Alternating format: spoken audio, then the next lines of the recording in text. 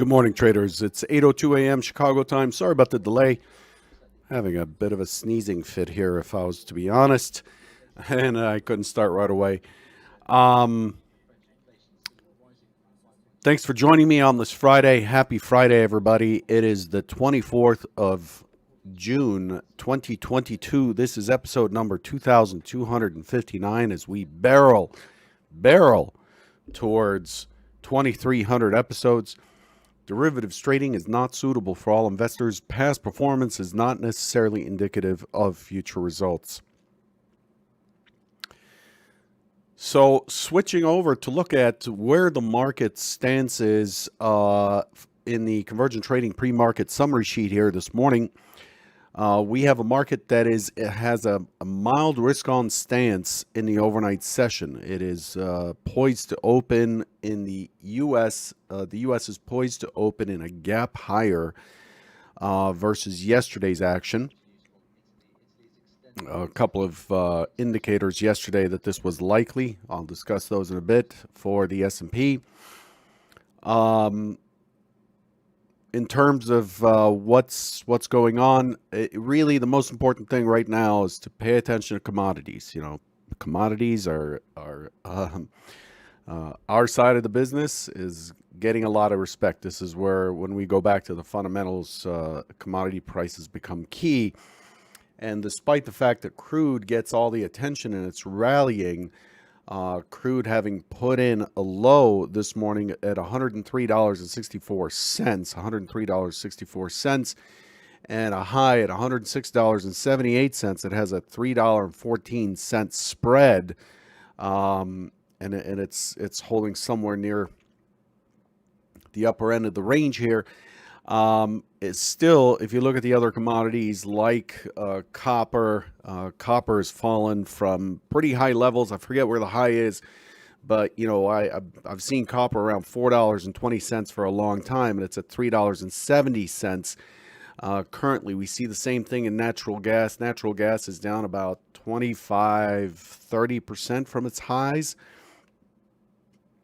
and if you look at, you know, platinum, palladium, all these, they're all coming off. And so the key element here is pay attention to commodity prices. The markets are seeing disinflationary price movement. There is indication of demand destruction, which is really what the Fed does by increasing rates. And then the other key news is that the Ukraine has withdrawn or issued the order to withdraw its troops from one area in the Donbass region. And there's some articles, and there's, you know, some people are reading into that the potential that this may result in some sort of a détente or a ceasefire, or some peace talks now that basically Putin has had a victory. So that's that. In terms of event risk and news events, this morning Great Britain reported its retail sales month on month for May came in worse than expected at negative 0.5% versus negative 0.3%. The forecast year on year, it has dropped negative 4.7% versus negative 4.1%. So retail taking a bit of a punch to the chin here in Great Britain. We also had the IFO number, which is a key number for Germany. IFO came in at 92.3 versus 92.5, pretty much in line. The prior is 93, so weaker than the prior. The expectations came in weak, and current conditions came in strong versus expectations. China reports that its current account final is at for Q1's 88.9 billion positive surplus versus 89.5, and then we have ECB's Guindos and the Reserve Bank of Australia's Lowe having released some comments. We're looking for BOE's Haskell 15 minutes after the open. And the big number that's remaining is really new home sales for May. The expectation is for 585,000 new homes sold in May. That's the expectation. That's going to be closely watched. We get the final consumer sentiment number. This is not as important as the prelim. That's at 10 o'clock. And then we have Baker Hughes and so on later in the session. So pretty light going forward, pretty light in terms of scheduled events. Turning our attention to the S&P. The S&P is in a P-shaped profile, in a P-shaped auction. We'll look at that in a minute. We've traded 195,000 contracts. The inventory is 74% long, and the range is still pretty strong. The range is at 53 above the 49, which is a limit of one standard deviation of what we would consider normal. So the range overnight is wider than normal. The point of control just moved from 38.27 to 38.2650.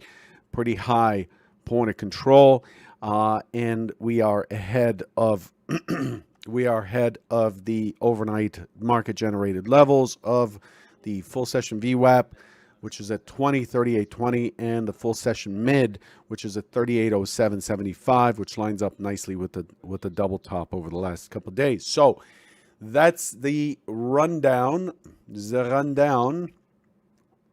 Here's what was expected yesterday. Yesterday was looking for the market to pull back and potentially hold the 70 to 68 area, and then have an impulse out and above 38.0550. That's what was expected. That sets up if we don't find a long against the push to 70 to 68, then we're looking for a pullback into that 38.06 area. And then I was expecting it to push into the gap zone, which starts at about 38.41 or so. And that starts the prior week's high. That'll be the prior week's high test, okay? So really, that becomes the key target. Remember, the high overnight is 38.34. So this was not done at all. The secondary is an attempt towards that high that fails and pulls all the way back and retests this week low from yesterday, which was at 37.37. And guess what? It did not do that either. It basically sat in the middle, and it ended up putting in a double top on the daily, which is a significant indication. So let's start with the TPO chart here.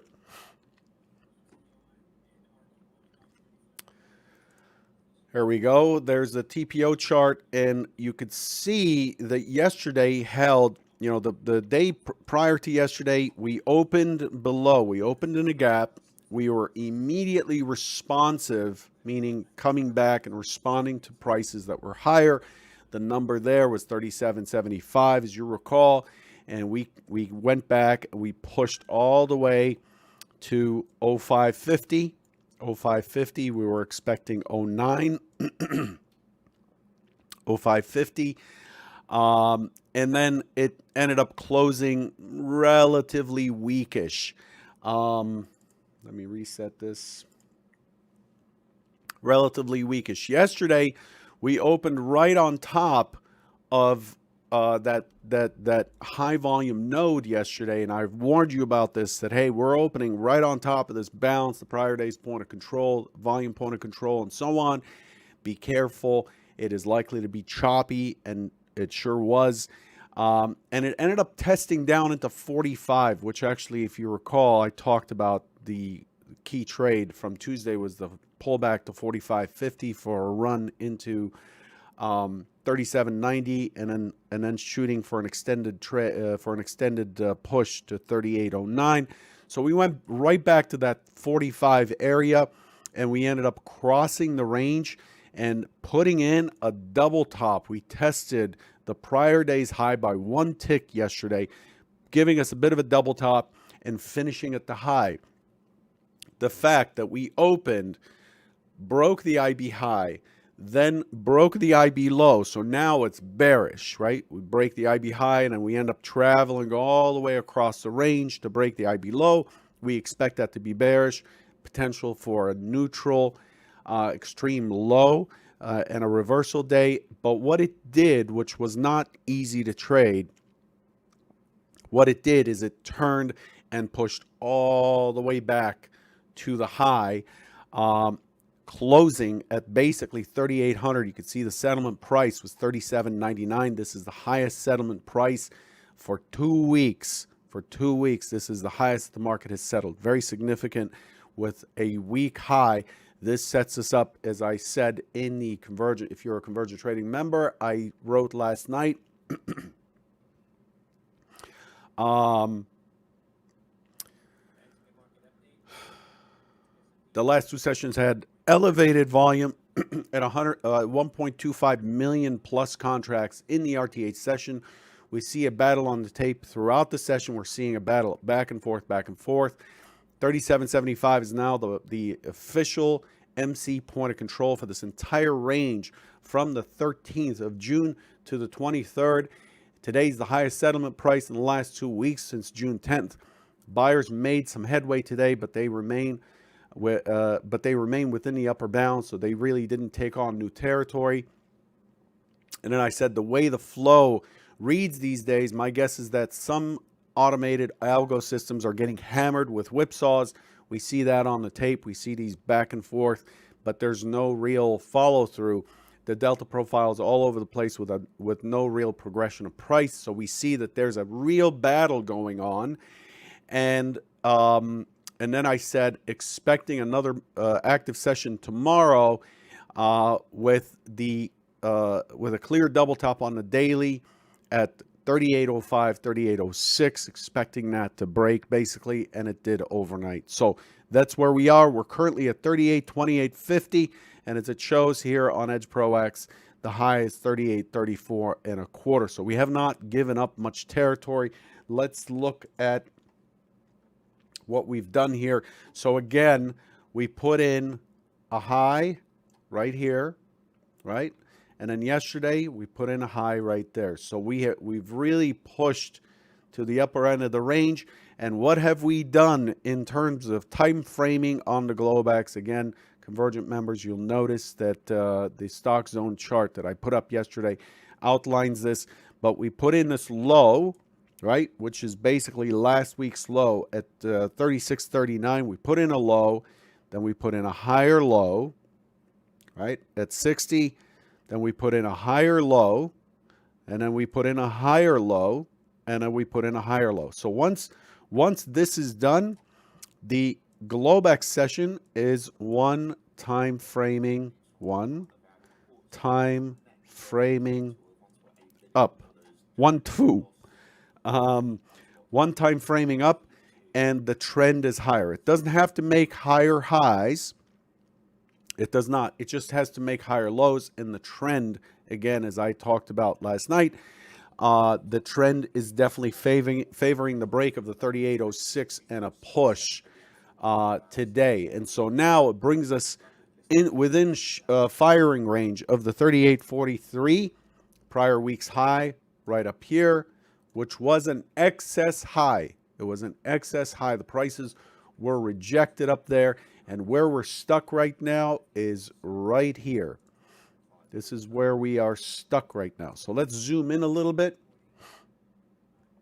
As we zoom in, we see the prices didn't spend very much time down here. Let's reset. So we settled. We sold off a little bit yesterday. We open in kind of a chop, and then we immediately move higher, and then we find our balance on the upper distribution. This is what we call, and what you saw on the CT pre-market summary sheet, as a P-shaped profile. That's what this is, a P-shaped profile. This is a short covering profile. And so it's pushing to the upper end of the range, and it's holding that upper end of the range with a point of control right up here. The yellow line is the point of control. We have some spacing to the full session VWAP at 38.20, And then we have the full session mid, which would be the ideal situation, is if we can respond back into that 3807, test the prior session high, test the mid, giving us confluence. That would be the best trade of the day. If it holds, then we're looking for it to cross and then push into the prior week's high and then start filling the gap into 3850. So right now, the buyers are winning. The buyers are winning, as I said, with the higher lows that are being put in here.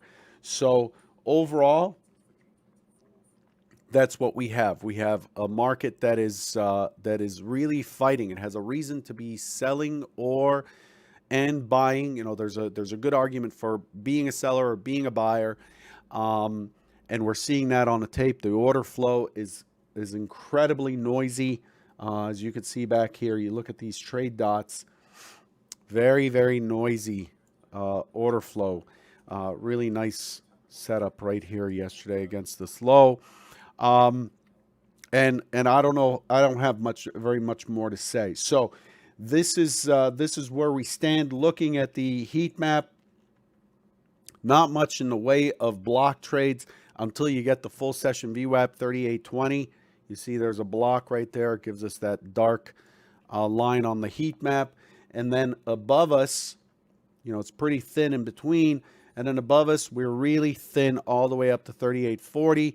And the prior week's high is at 3843. So we're opening in an open auction.